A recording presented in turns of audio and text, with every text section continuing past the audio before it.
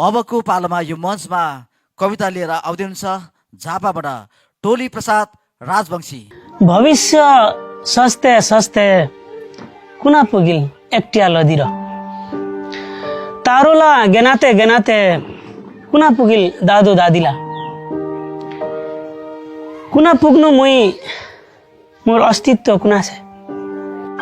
नमस्कार, मेरो नाम टोली प्रसाद राजवंशी, घर कचन कवल 7 फेर्सडाङ्गी। मेरो घरमा चाहिँ बुवा आमा, मेरो श्रीमती, म अनि भाइ बुहारी, मेरो एकजना छोरा एकजना छोरी अनि एकजना भतिज, हामी सगोलमा बस्छौँ।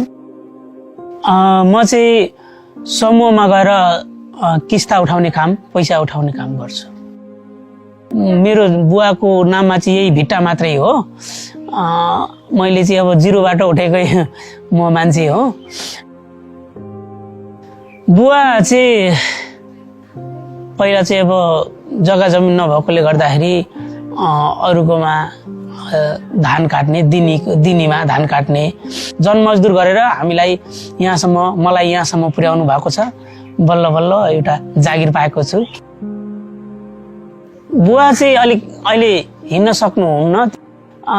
एक दिन नबस्ने, घाम जतिसुकै घाम लागोस्, जतिसुकै पानी परोस्, एकदम अर्काकोमा मजदुर गर्ने जन गर्न जाने र सबैले प्यारो एकदम मन पनि पराउने, किनकि इमान्दार साथ गर्नुहुन्थ्यो काम।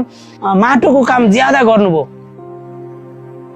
अहिले लेख्न थालेको यो मैले 2-4 वर्ष भयो। आफ्ना मनभित्र रहेका वेदनाहरू, एउटा भावनाहरू, विचारहरू कसरी प्रस्तुत गर्न सकिन्छ भन्ने सोच्थे र अरूको कविताहरू सुन्थे। त्यो निकै मन पराउँथे, सुन्थे। अहिले चाहिँ मैले सोचेँ अब चाहिँ म पनि लेख्नुपर्छ। श्रीमतीलाई चाहिँ भर्खरै सुनाउन थालेको, पहिला सुनाउँदिन थिएँ। श्रीमतीले ठिकै छ, कोसिस गर्नुहोस् भन्नुहुन्छ। मैले चाहिँ सबभन्दा पहिला चाहिँ आमालाई एकचोटि सुनाएको थिएँ। 1 किलो चामल बुवाले जन गरेर ल्याउँदाखेरि 6 जना परिवारलाई, अनि त्यो पकाइसक्दाखेरि छोराछोरीलाई मात्रै पुग्थ्यो। आमा चाहिँ त्यो चामलको माड हुँदैन, त्यो भात पकाउँदाखेरि माड निक्लिन्छ, त्यो माड खाएर नुनसँगै त्यो बस्नुहुन्थ्यो।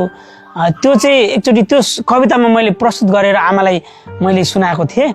आमा रुनु हो।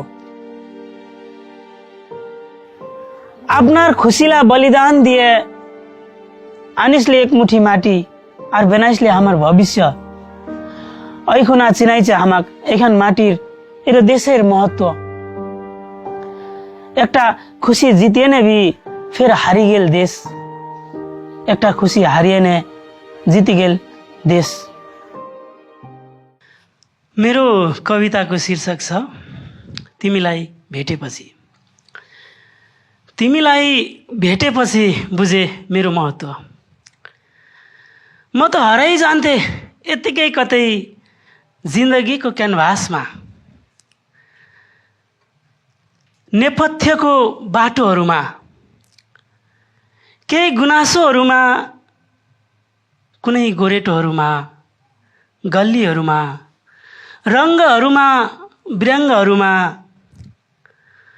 यहाँ हाँस्नेहरूको पनि भिड छ, यहाँ रुनेहरूको पनि भिड छ। म कहाँ छु आफैलाई खोजिरहन्थे।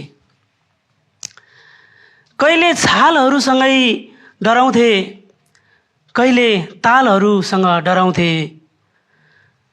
घाम, छाया, झरी, वर्षा,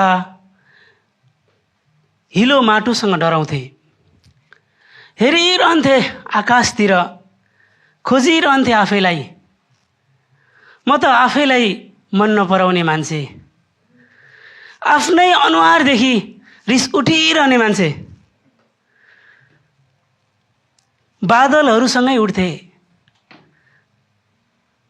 जुन ताराहरूसँगै डुल्थे, सागरहरूमा पौडिन्थे।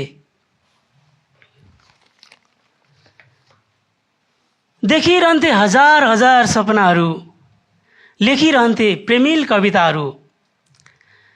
गइरहन्थे चारकोसे जङ्गल, एक भारी प्रश्नै प्रश्नको उल्झन बोकेर फर्किरहन्थे। आफ्नै अस्तित्व खोज्दा खोज्दै थकित भइरहेका यात्रीहरू, आफ्नैबाट लुटिएका चेलीबेटीहरू डराइरहन्थ्यो। अँध्यारोहरूबाट गरिबीका कथाहरू हाँसिरहन्थ्यो मथिङ्गलमा। तिमीलाई भेटेपछि बुझे आँसुको महत्त्व।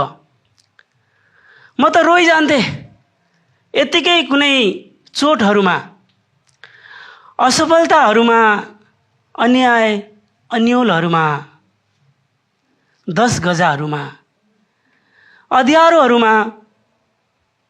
तिमीलाई भेटेपछि बुझे हिलो माटोको महत्त्व, घाँस दाउराको महत्त्व, फुटपाथको महत्त्व, यो बाटोको महत्त्व, यो माटोको महत्त्व, जिन्दगीको अस्तित्व। धन्यवाद।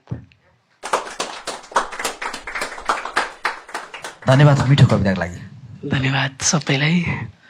ओके, अहिले भने म फिडब्याकको लागि हाम्रो निर्णायक जान चाहन्छु। सुमन स्मारिकाज्यू। नमस्कार कविज्यू। नमस्कार। आराम हुनुहुन्छ? आरामै छु म्याम। तपाईँले त कस्तो बवाल कविता सुनाउनु भयो त।